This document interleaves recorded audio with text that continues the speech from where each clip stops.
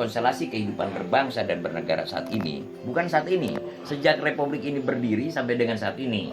Kalau saat ini nanti konotasinya cuma hari ini, sebetulnya udah lama. Nah, itu pasti keluar dari marwah juang cita-cita hitah proklamasi kemerdekaan 1945. Satu itu yang mengemban amanat penderitaan rakyat. Ketika republik ini berjalan, dikelola oleh pemerintah dengan pejabatnya,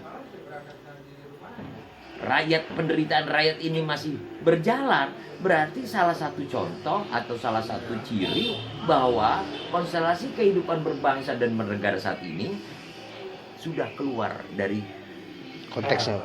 Cita-cita hitah proklamasi kemerdekaan 1945 yang mengemban amanat penderitaan rakyat. Ya.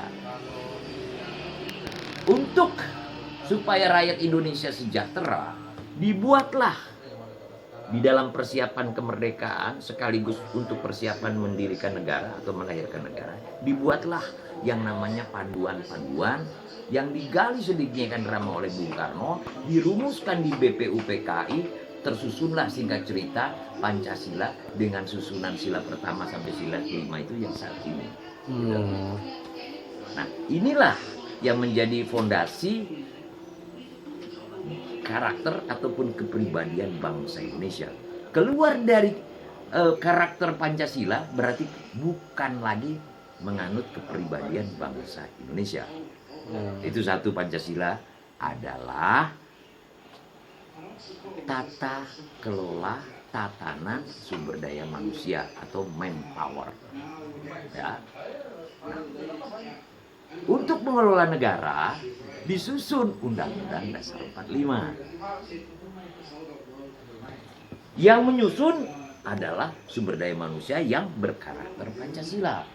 Ya. Jadi ini trackingnya, tata kelola negaranya. Kalau Pancasila, sumber daya manusianya. Apa perintah dan larangan Pancasila?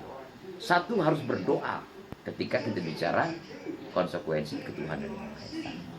Karena ketuhanan yang Maha Esa sangat erat hubungannya dengan ajaran agama. Agama apapun yang ada dan disahkan di negara ini.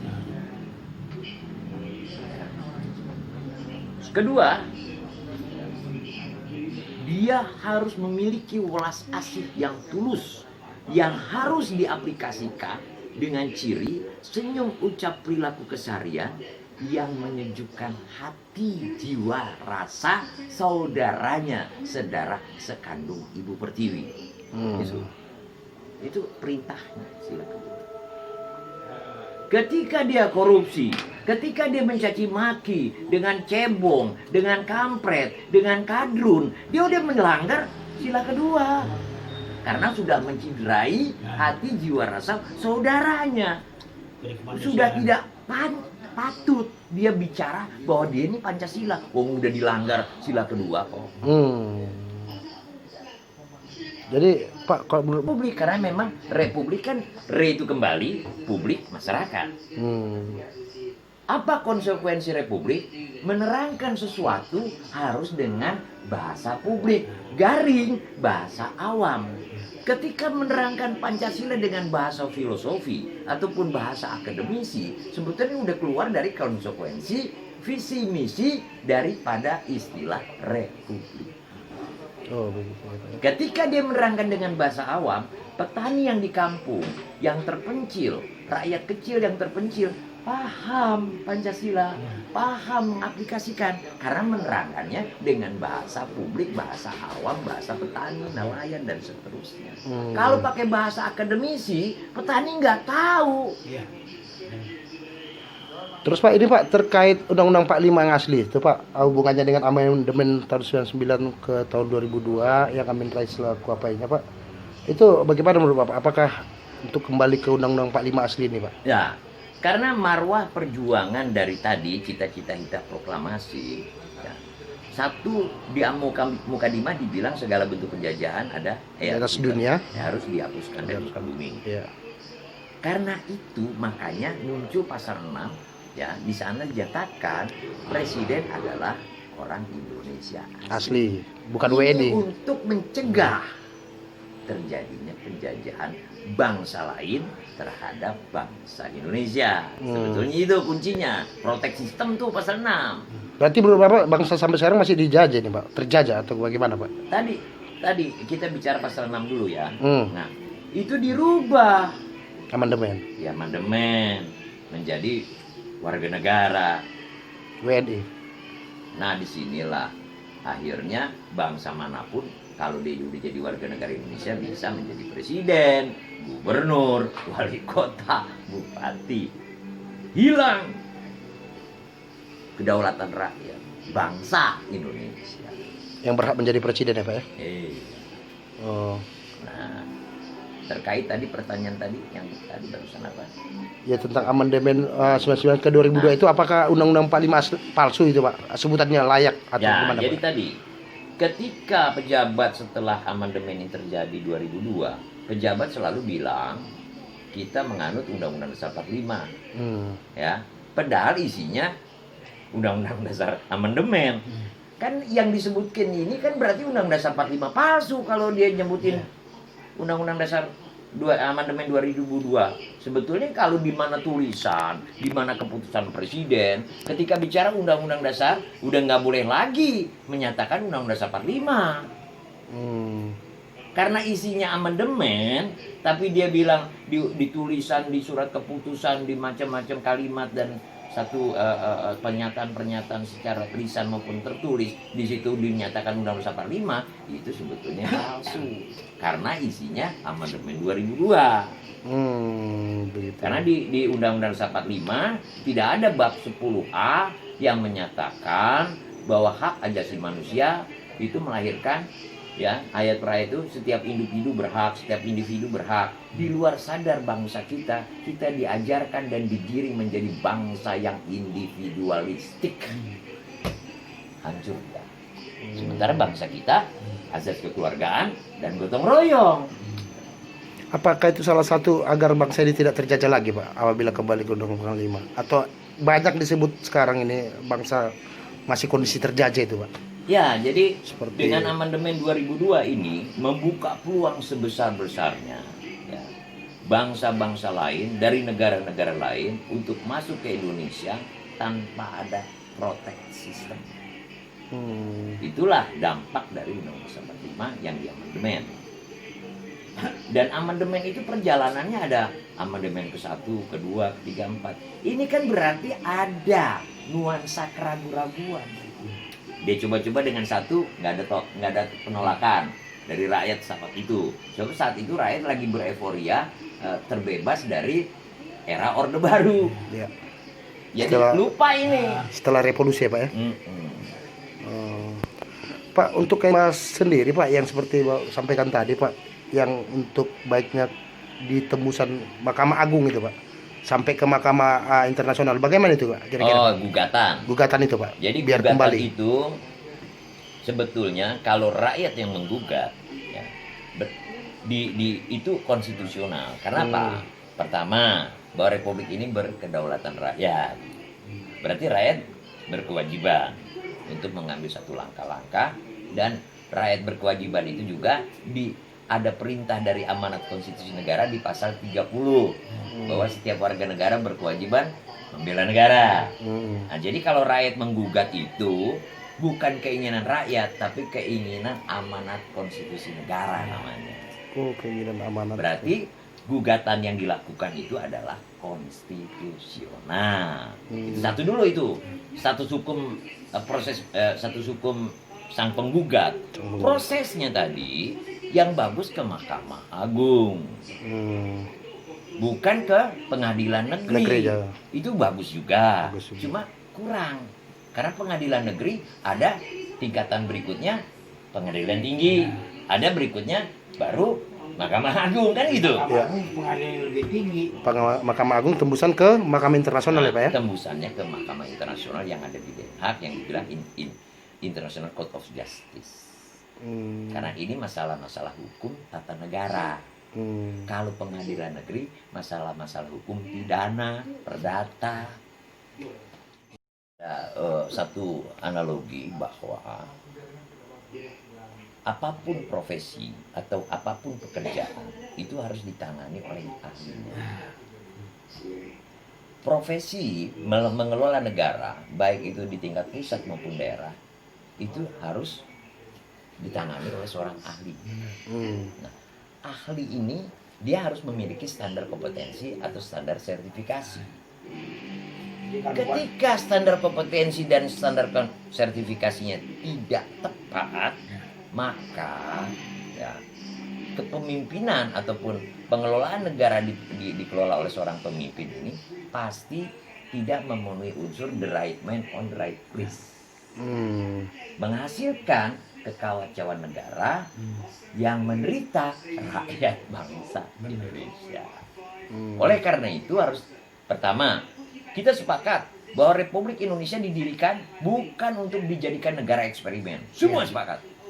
Kedua, oleh karena itu ya, siapapun yang memimpin negara ini ya dia harus memiliki standar kompetensi sebagai pemimpin negarawan Republik yang Pancasilaistik. Nah, yang jadi pertanyaan, apa standar kompetensi atau standar sertifikasi sebagai negarawan Republik Pancasilaistik? Ketika ini belum dirumuskan secara tepat, terus tiba-tiba setiap 5 tahun kita mengadakan pemilihan pemimpin, 2000 kali kita mengadakan pemilihan pemimpin, pasti bukan ahlinya. Berarti sistemnya perlu diperbaiki nih, Pak? Iya, ada undang-undang di situ. Ada TAP MPR kalau perlu. Bagaimana yang namanya standar kompetensi? Satu misal, ini bahan rumusan. Dia harus mengetahui, menguasai wawasan kenusantaraan sebagai rumah besar bangsa Indonesia. Di sana ada potensi-potensi kehidupan tadi, kesuburan. Itu potensi kehidupan bangsa, keindahan panorama, dan kekayaan sumber daya alam, baik mineral, minyak, dan gas bumi. Ini ya kalau dikelola dengan karakter tadi sumber daya manusia yang Pancasilaistik, dia nggak akan salah kelola. Karena dia berdasarkan selera ketuhanan yang Maha Esa. Dia tidak merusak alam. Dia tidak mencederai hati jiwa rasa manusia. Dia memenuhi kebutuhan kehidupan rakyat bangsa Indonesia. Nah, satu itu wawasan pertama. Wawasan kedua, dia harus tahu ataupun standar kompetensi kedua harus menguasai wawasan kebangsaan. Karena di bangsa kita di situ ada adat budaya, itu juga sumber potensi sebagai salah satu komponen pariwisata. Cikal bakal juga ya. Potensi devisa. Terus kedua, dia tahu bahwa bangsa Indonesia diajarkan bagaimana doa, welas asih dari setiap kegiatan di bangsa ini dengan aneka ragam itu, dia bisa menyeimbangkan, memberi kesejukan kehidupan bangsa Indonesia. Itu wawasan yang kedua. Wawasan ketiga, wawasan ketatanegaraan. Ya, bagaimana tadi Pancasila itu seperti apa? Oh, Pancasila adalah tatanan sumber daya manusia yang terbaik di dunia, atau manpower is the best, gitu. Nah, terus kemudian bahwa kekayaan bangsa Indonesia yang menjadi potensi terwujudnya Gemah Ripah Loh Jinawi, Toto Tentrem Kerto Raharjo sampai dengan mercusuar dunia. Nah, itu wawasan yang ketiga. Wawasan keempat adalah menjaga kesetaraan hubungan bilateral multilateral sampai dengan urusan NATO SEATO. Kalau presiden tidak memiliki wawasan ini, dia sama juga bukan ahlinya mengelola negara republik yang Pancasilaistik. Kak, apakah menurut Bapak ideologi Pancasila belum berkibar? Kalau belum berkibar, agar berkibar gimana nih Pak kira-kira Pak? Dia harus masuk di dalam ruang-ruang pendidikan. Dari mulai tingkat dasar, SLTP, SLTA, sampai perguruan tinggi. Sehingga Pancasila ini, hasil dari pendidikan sumber daya manusia itu, dia akan menghasilkan sumber manusia yang tangguh, yang memiliki jiwa nasionalisme sejati. Kalau tidak ada itu, menerangkan Pancasila dan selalu dikumandangkan dan selalu harus diaplikasikan menjadi kewajiban siswa ataupun mahasiswa, dia tidak akan terbiasa ketika dia jadi pejabat. Akan kaku ya Pak ya? Kaku. Karena bukan ahlinya ya Pak ya? Karena tidak menjiwai karakter itu. Karakter itu bisa dijiwai di aplikasi karena dibina ataupun dididik dari sedini mungkin. Ya, masa-masa kehidupan manusia. Iya Pak, ini Pak terakhir Pak, sedikit menyinggung tentang Legiun Bhinneka Tunggal Ika yang sedang digagas bersama Pak Tatang Triak. Nah, bagaimana menurut Bapak dan apa harapannya nih Pak? Sebetulnya sadar tidak sadar si pemrakarsa inisiator ini, Legiun Bhinneka Tunggal Ika ini, di dalam mengantisipasi ya, usaha-usaha pembiasan tentang definisi visi misi Bhinneka Tunggal Ika. Karena ada usaha pembiasan, di situ ada kata-kata, ada kalimat ya, beraneka ragam suku, adat, budaya, bangsa. Sebetulnya tidak ada bangsa. Suku, adat, budaya yang menghasilkan bangsa. Beraneka ragam suku, budaya, adat ya, yang beraneka ragam, yang ada di sepanjang dari Sabang hingga Merauke, itulah bangsa Indonesia. Nah sekarang ada pembiasan suku, adat, budaya, bangsa. Jadi bangsa Eropa, bangsa Cina, bangsa Arab, itu ada di Bhinneka Tunggal Ika. Nah, itulah pembiasan sehingga perlu didirikan Legiun Bhinneka Tunggal Ika. Luar biasa. Pertama harus ada wawasan itu tadi yang harus masuk di ruang-ruang pendidikan maupun di ruang-ruang publik. Karena ada wawasan itu akan menimbulkan kesadaran. Jadi wawasan nasional akan memunculkan kesadaran nasional. Kesadaran nasional akan memunculkan kewaspadaan nasional, menghasilkan kewaspadaan nasional. Dari kewaspadaan nasional akan menghasilkan ketahanan nasional. Artinya ketahanan dari seluruh sendi-sendi kehidupan berbangsa dan bernegara. Saat ini sudah tidak ada. Oke, baik. Diharapkan ada satu, ya, dimulai dari kesadaran nasional dulu, bahwa konstelasi kehidupan berbangsa dan bernegara selama republik ini berdiri sudah keluar secara bertahap dari cita-cita hitah proklamasi kemerdekaan 1945 yang sesungguhnya mengemban amanat penderitaan rakyat. Gitu.